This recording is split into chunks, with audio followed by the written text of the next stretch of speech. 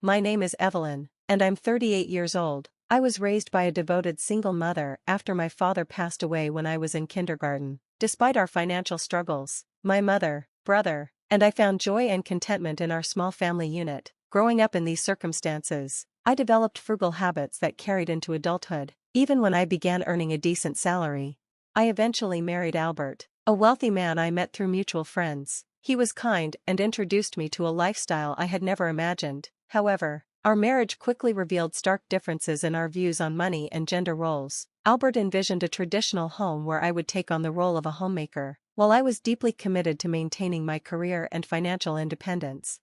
Before we married, Albert had hinted at his preference for me to adopt traditional domestic roles. I made it clear, however, that I wanted to continue working, at least until we decided to start a family. He reluctantly agreed, and we proceeded with our wedding. But after the marriage, the reality of juggling a full-time job and household responsibilities became overwhelming.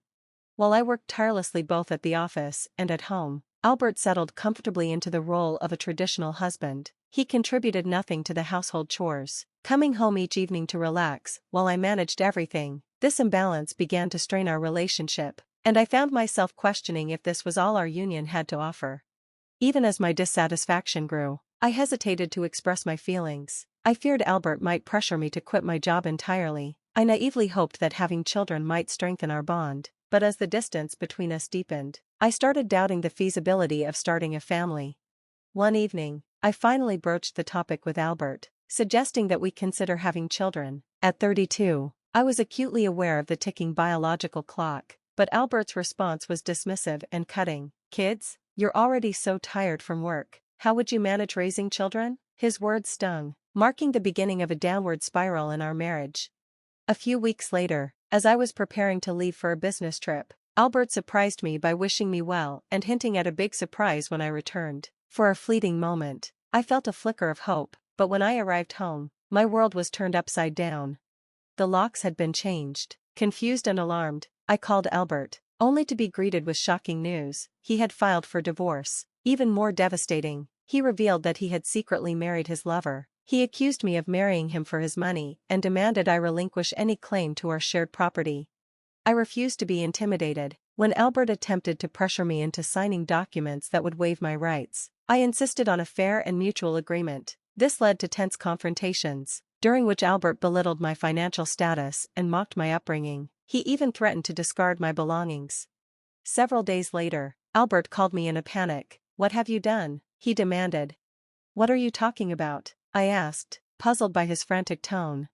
"They've kicked me out of the apartment," he exclaimed, his voice trembling. "You're still staying there?" I replied calmly. "That's technically trespassing. It's a new month, and I'm no longer listed as a tenant." "But it's my place," Albert protested. "Actually," I reminded him, "it was a company apartment." Albert's carefully curated world began to unravel, exposing the lies and betrayal that had defined our marriage. As I moved forward, I found strength in reclaiming my independence and leaving behind a relationship that had only brought me pain. "I'm the leaseholder, so obviously, you can't stay there now," Albert argued, his tone smug. "That's ridiculous," I shot back, struggling to keep my composure. "Albert, how could you think it's okay to force me out without proper notice? As the leaseholder, you don't have absolute control over the property. It's a rental, not your personal asset. You can't just change the locks at will." Albert snorted dismissively. "I thought I made it clear, it was my lease agreement. But whatever, the property technically belongs to the apartment manager, not me, so I didn't need their permission to change the locks." He still didn't get it. I took a steadying breath. "Here's what you're missing. I already terminated the lease before you pulled your little stunt. Legally, I was entitled to stay until the end of the month. By changing the locks, you've tampered with someone else's property. That could easily be seen as criminal damage." "Wait, what?" His bravado cracked. "Why terminate the lease so soon? Criminal damage? Is that why there are police at my door right now? I'm afraid to open it." I couldn't hide my exasperation. "The police might be there for more than just trespassing or lock tampering. You should talk to them. Oh, and just so you know, I reported you for forging divorce papers. Filing fake documents with falsified signatures is private document fraud. Divorce papers require mutual consent and authentic signatures." "Albert." There was silence on the line as he absorbed the weight of my words. I pressed on. Those papers you filed are invalid. And as for Judy, your supposed wife? That's not a legal marriage. How did I find out? Did you assume I was in the dark? His voice faltered. You know about Judy? Of course, I said sharply. I hired a detective agency to investigate while you were parading her around. They uncovered everything, including your little wedding ceremony while I was away on a business trip. I took time off from work to gather evidence and prepare my case. I also discovered you were sneaking Judy into our home. Albert was utterly silent now, likely feeling the walls close in. After a long pause, he stammered, please don't tell Judy I'm still married to you.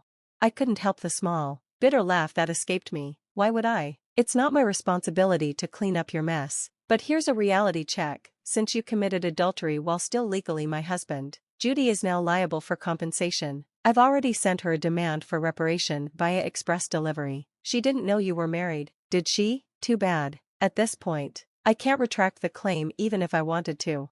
Albert's breath hitched audibly. She hasn't called me yet, so maybe she hasn't seen it. She will soon, I said coolly, and by the way, you might want to deal with the police instead of worrying about Judy. I'll ignore the police, he blurted, panic creeping into his voice. I'm going to Judy's house now to intercept the letter before she or her family sees it. He hung up abruptly. I smiled grimly, knowing his efforts would be futile. The letter was sent as registered mail and addressed solely to Judy. Even if he intercepted the postman, he wouldn't be able to claim it. Several hours later, Albert called again, sounding utterly defeated. He recounted his failed attempt. I was there when the postman arrived. Judy answered the door and signed for the letter before I could stop her. She opened it right in front of me. And? I asked, feigning casual disinterest. She read it, he mumbled, his voice hollow. She threw me out of her house. Good luck, Albert, I said curtly before hanging up. I'll take that envelope, Albert demanded from the postman. And who are you? You don't live here, do you? The postman asked, his tone skeptical. I practically live here. I'm married to Judy, so I have the right to receive her mail, Albert replied, his voice laced with desperation. That's not how it works, the postman said flatly. This is registered mail, and it's addressed to Judy. I can only hand it to her.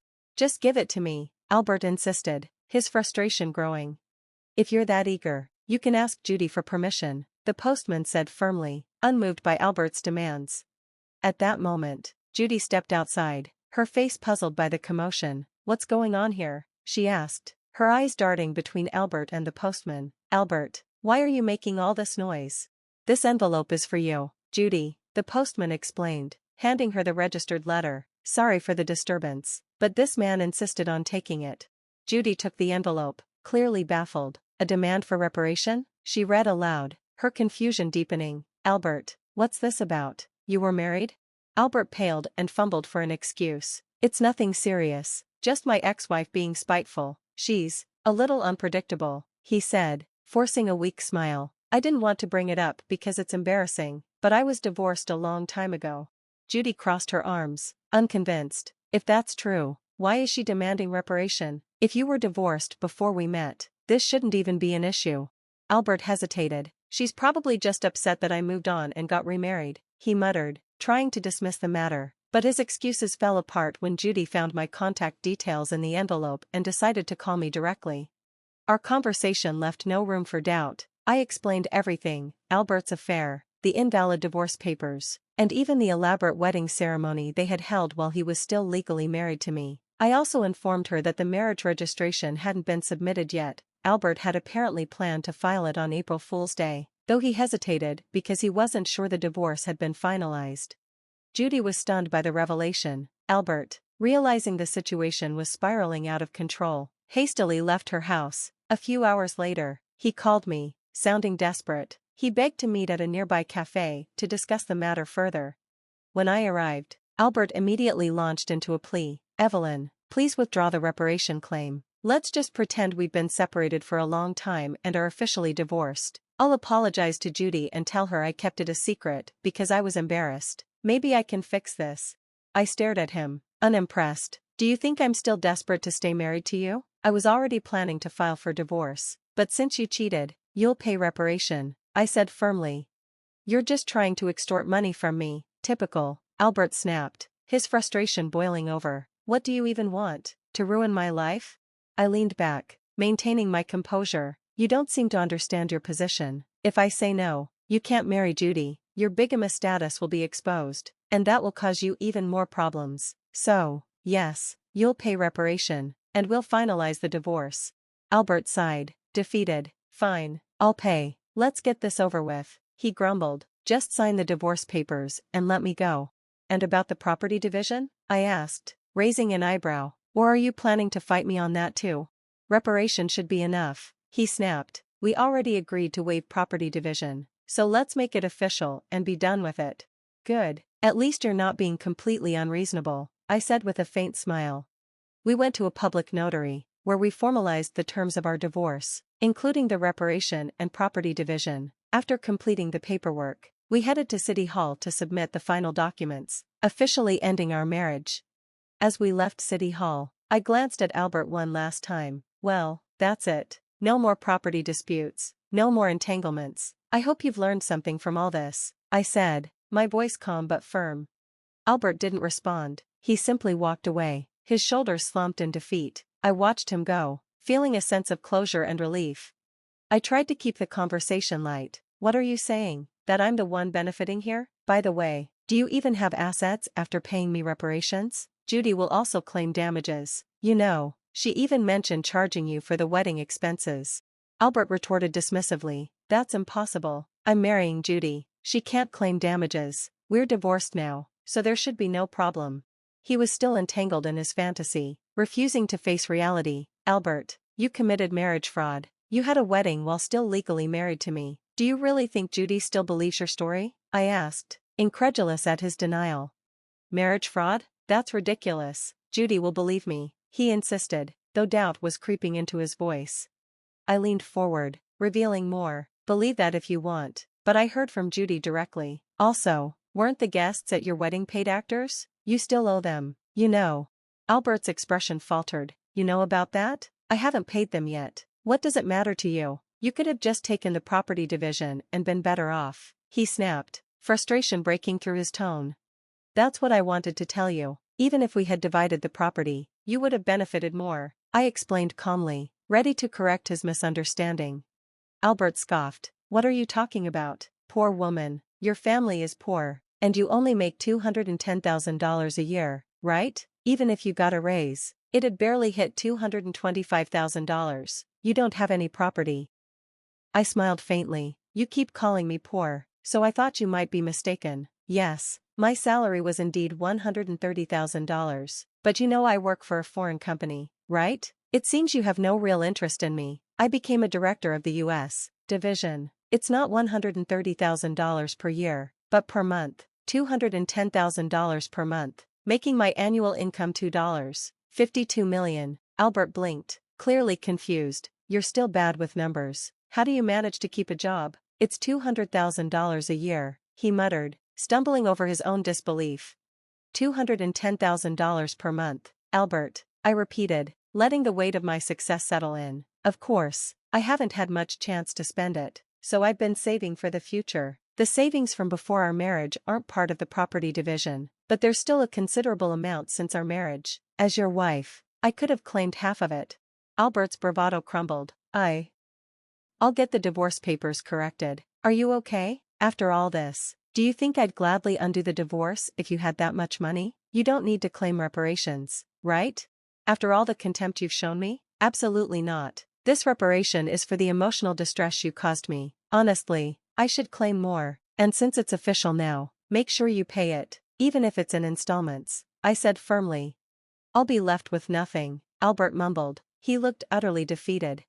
And don't think about going back to that apartment. Your belongings have already been moved to your parents' house. You thought you had few belongings, because I moved most of them beforehand. Were you really that indifferent to notice? I continued, driving the point home.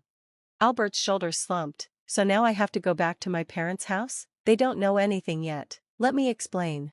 Don't bother. I've already told them everything. It's only right to explain why we're divorcing. Oh, and your father said, don't ever step over our threshold again, I said, cutting him off.